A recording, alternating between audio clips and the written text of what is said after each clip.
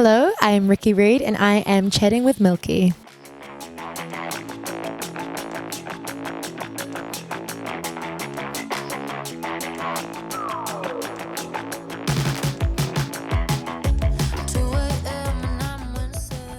I've been doing music pretty much from quite a long time. I started off doing talent quests in the supermarket in the shopping mall. And yeah, when I was about 8 years old, and that's when I just fell in love with performing and the feeling of performing. And I've been doing music ever since. Pretty much. I was in a band in high school, and then after high school I decided to study commercial music at Massey University back in New Zealand, and that's where I started Riiki. The dream state is pretty much about a dream I had this one night. To tell the story of it, so basically I was asleep and there was a thunderstorm outside, and it was about 2 a.m. in the morning, and the sound of the thunder just rattled my whole house and it woke me up. And you know when you do that thing, you're just like, you wake up really quickly.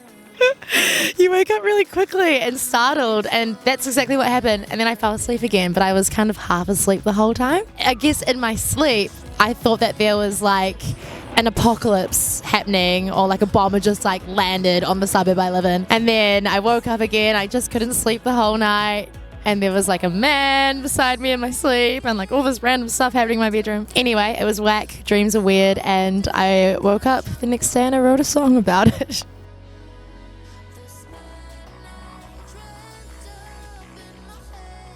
One that I'm proud of, the line in the song that sticks with me a lot is literally the opening line. It's 2 a.m. and I'm wincing, and everyone listens and they're like, what are you saying? 2 a.m. and I feel like wincing is a really weird word, and I'm kind of proud of that word. So with the music video, this is the first video that I've co-directed, and I came up with the concept myself and came to a friend of mine who is a director.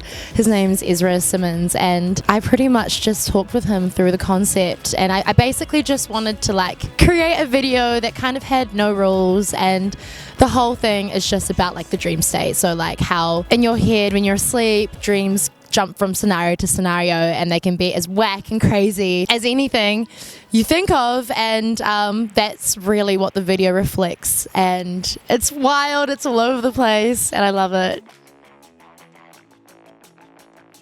I think I just I really knew what I wanted for this video, and it was just one of those kind of moments with the song that I just I had it all visually kind of planned out in my head. So I just made it really clear this is what I wanted to do. I shared the idea with some friends, and everyone was really keen on it. And I don't know, I think there's something really nice about having kind of that creative control to produce something that you envision, and if you do see it being a thing, then I want to be the person in charge of that, and yeah, that's exactly what I've done, I guess. With songwriting, it changes all the time for me, but with the dream state, it kind of, obviously I was really inspired by my dream, but a lot of the time I think I can just feel a certain emotion or a certain way, and I usually just want to play or produce how that sounds to me first before I kind of move on to words and things. So yeah, it changes all the time. Everyone has such different ways of writing songs, but it's definitely something I can't force. Yeah, it's very, very when it happens kind of situation. Oh, we went to this cafe, and it's supposed to be one of the most Instagram cafes in Brisbane. And the food looked crazy, insane, but it was really bad.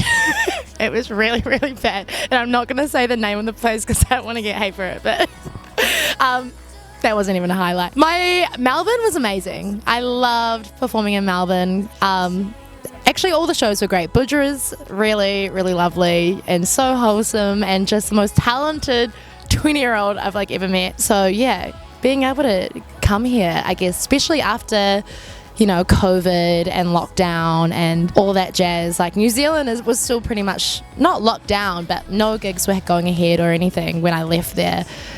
So coming here and being able to like do things again was just like, so good. I have a lot of new music coming out, which I'm really excited about. I keep saying this to like everyone I talk to, but it's like, I literally started this project like 4 years ago, 3.5, 4 years ago, and I've like probably released one song per year. So this year's just about really showing it all and getting it all out there and getting everyone to kind of understand what, my kind of vibe is and what my music is and connect with all those kind of people, I guess. So yeah, I'm really excited for new music. New other things too. I don't know. I'm excited for everything.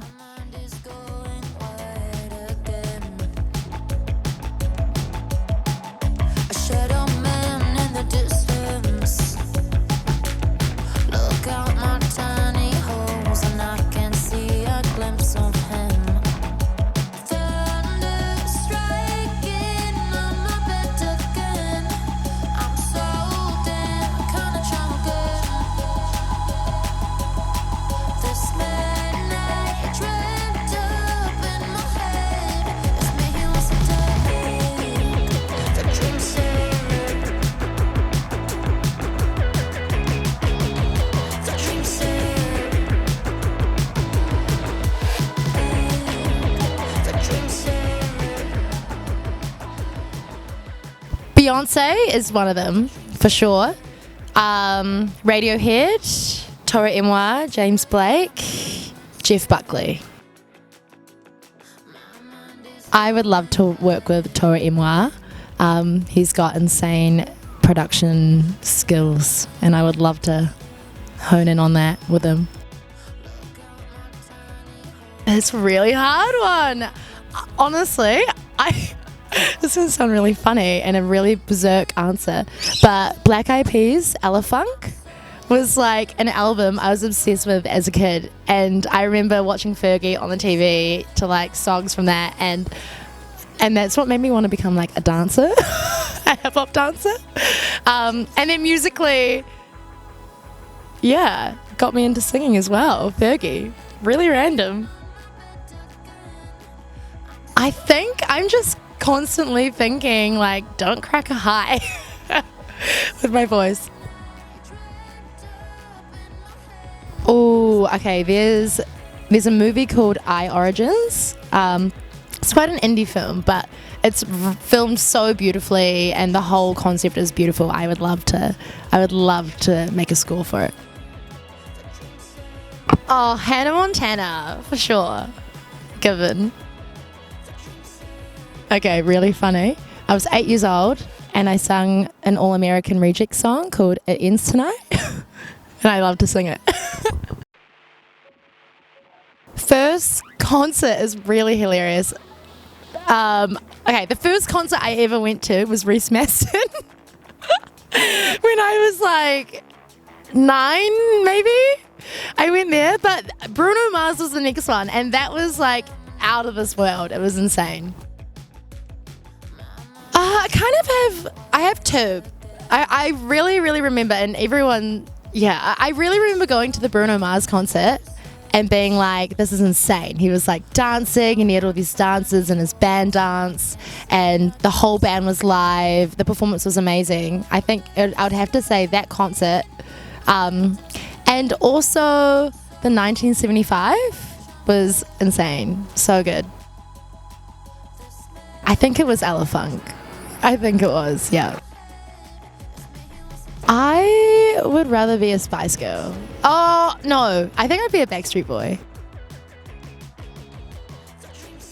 David Bowie's pretty influential, I reckon, in terms of like not just music, but like fashion, performance, everything. I think he would be like a very influential person.